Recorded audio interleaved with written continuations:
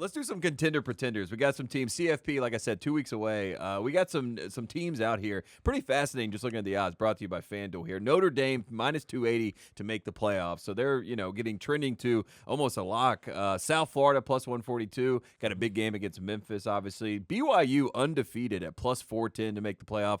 Disrespectful to BYU. They thought that we were disrespectful to them. The odds are being disrespectful. Georgia Tech plus 164. Looked like the class of the ACC. Texas plus 235. LSU plus 880 to make the playoffs. And Miami minus 280 to make the playoffs. So out of those teams I just mentioned, is there any that stand out to you where you feel like the odds don't actually match up with what you think, what you've seen on tape? Just first of all, the fact that LSU's on the list at all is y'all trolling. No, I wanted to get your reaction. Get them off the list. They're not making the playoff. All right, they just get them. Brian off the Kelly list. said they are. Hey, look, I'll tell you like this. I've lost faith. I'm going to enjoy watching LSU football for the rest of the season, but I just don't think with the season the way it's going to shake out with everything that they're going to make the playoff. I'm surprised at the Notre Dame number. Mm-hmm. I'm surprised at the Notre Dame number because Notre Dame. I guess this is factoring in the schedule and the fact that they're going to be Marcus Freeman, favored. another name thrown out for the Florida job. Right. He said he appreciates it. It's a privilege. They're going to be heavily favored in every game that they play.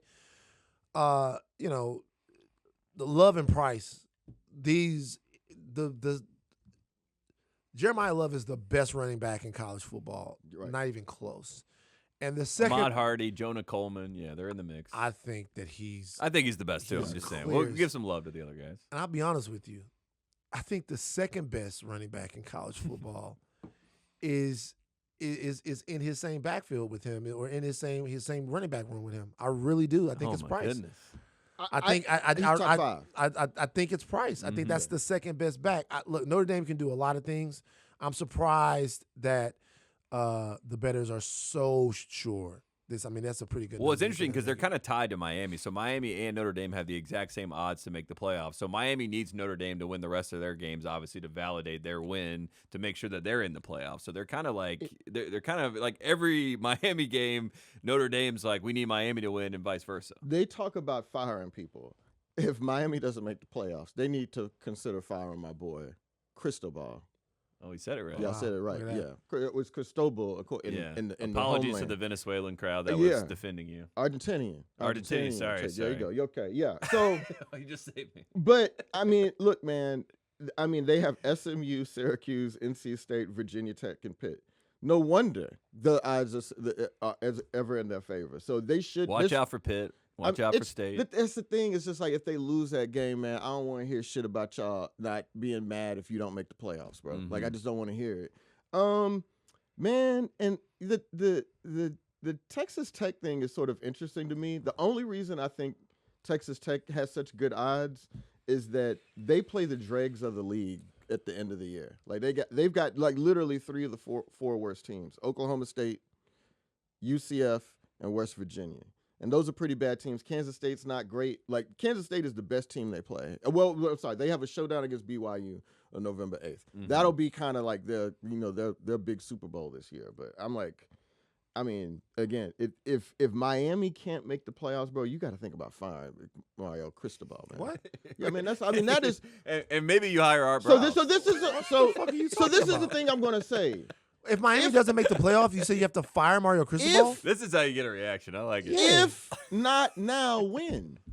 Joe, what the fuck are you talking about? If not now, when, bro? Like Florida State's not good. Georgia's not as good as they are. Ohio State's kind of they've got a freshman quarterback. Joe. Like everything is laid out for you. The ACC's not tough now. Like nobody is good in the league. Georgia Tech. As soon as everybody catches up and inevitably gets better, then Miami is going to be in real trouble. Dog, this is the year that you're supposed to have. I don't understand why more people aren't like holding Cristobal. What was Cristobal's record last year? It was like 10-2. Okay, what are you talking about? 11-2. It's 10-2. Like they didn't make the playoffs. Lost to Syracus, and they lost a stupid game and you got the Heisman Trophy. Well, I totally get it. I totally get it. But probably should have won the Heisman. If you're, I get it. I get that. If you're Miami, you want to make the playoff. Of course, you want to make the playoff. But in this current climate, this college football coaching economy, if you're talking about firing a 10-2 coach, like if they, I personally don't. I think right now, okay, forget about this. Forget about the actual let's look at what Miami is. Did they go out and lose a game that maybe they shouldn't have lost to Louisville? Right. At home, 4 picks from the QB. Friday night. They did. Friday night's Understandable loss. But look at the construction of the team. You can look at Miami, unlike some of these other teams, unlike my Tigers, right? And look at dominating units that Miami has. You can look at the team getting better. You can look at the team establishing an identity, establishing things that they do well, and you can say Mario Cristobal has this team elite in the trenches. Yeah. O-line, D-line, with everything else. And found a playmaker. You are making my point for me. You're right. And if you lose with that team to this, the best team you play in the stretch is SMU. The best team you play in the stretch is Duke Jr. Yeah. SMU. I mean, if you can't, I call him Duke Jr. If I like it. Yeah, get it. All right. Anyway, I mean, bro, I'm not. They may not fire him. They don't probably. Need to fire him. It's a ridiculous suggestion. But I'm just like, it seems like it would be a conversation that people should have. I'm like, bro, why are you losing? Like, everything is in front of you. Like, there's no excuse for this. No, I get it, but you're better than everybody you played, and this would be 2 years in a row. Minus 280 to make the playoffs, so they're on the right side of the line. They're on the right side of it. I'm just saying. That's what I'm just saying. Like, hey man, like, just do what you're supposed to do. Bro. You mentioned the chaos, obviously, Van, at the top, and you mentioned that this is college football now. It used to be you had to go undefeated, right, to be in the BCS, right? And maybe one loss. Yeah, maybe one loss. Yeah. But right now or we have two if you LSU. Yeah, if you're in the Everybody else SEC, you could loses lose crazy. two. Yeah. You know what I mean? That's kind of how it works. We have 6 undefeated teams right now: Ohio State, Indiana, Texas A&M, Georgia Tech, BYU, Navy. Of those 6 teams, do we think any team will end up undefeated this season? Ohio State will. Minus 260. Nah, they're going to lose to Michigan. I'm just joking. I thought Ohio State would lose to Michigan earlier on this year. I'm starting to really, really crawfish on that take. Ever since Sharon Moore put the blue-collar jacket on, they play with a little bit more will and want to. Ohio State looks like they could go undefeated. Somebody's going to get to Texas A&M. I think Indiana, someone's going to get them too. You think somebody's going to get Indiana? Let's look at the schedule. UCLA this weekend.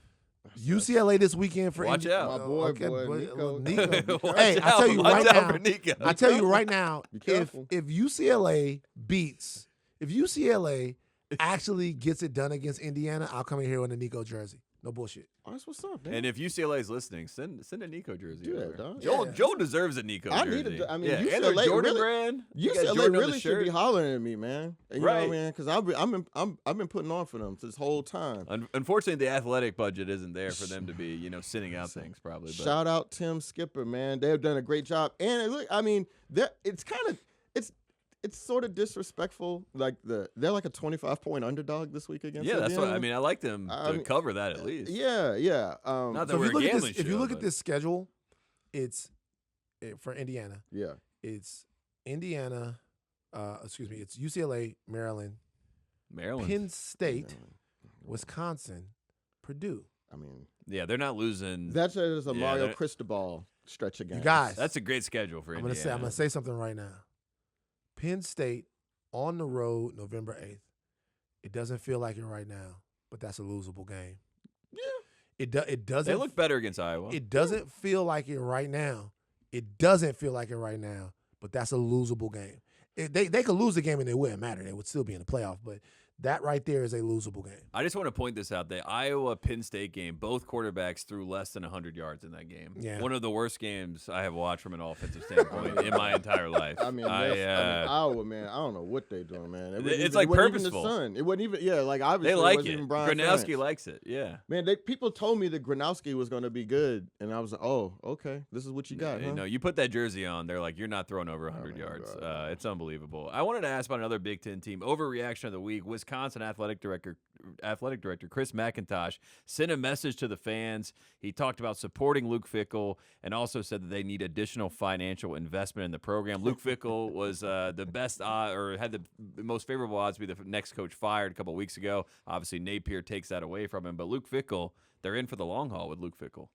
Well, they just said that they're still – I think that can – I think it can change. Yeah, like let's get to the end of the year. Mm-hmm. The problem – for Luke Fickell, right, is that, man, they've got Indiana, Oregon, Illinois is going to come there. Washington's going to Oregon's go there. wearing Grateful Dead jerseys. Like they're having fun. Yeah, man, they're they- dancing on the graves. They're going to be the scene at Camp Randall.